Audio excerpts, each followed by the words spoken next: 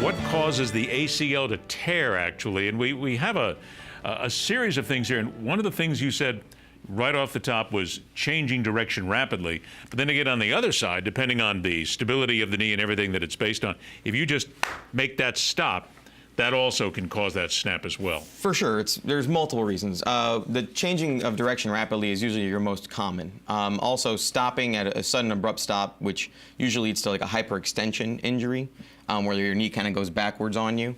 And then, slowing down while running, again, be kind of a similar mechanism. Landing from a jump incorrectly is huge, and we'll talk about that, I think, a little bit later as far as how to prevent that injury and who that's most common in.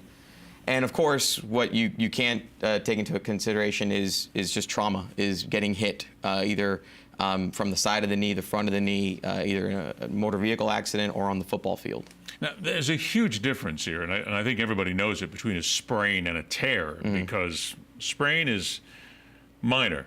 Tear, you're in a major situation at this point. Yeah. So actually, a sprain is just a type of tear. A sprain would be just a mild tear, but either way, it's still considered a tear.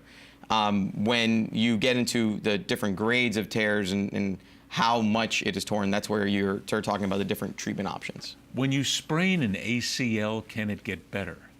It actually can.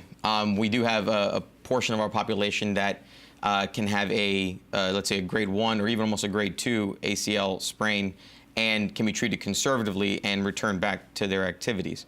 We've actually even seen some complete tears, depending on how the fibers are aligned and the age of the patient and their compliance. It can actually heal. So it can be treated conservatively at times.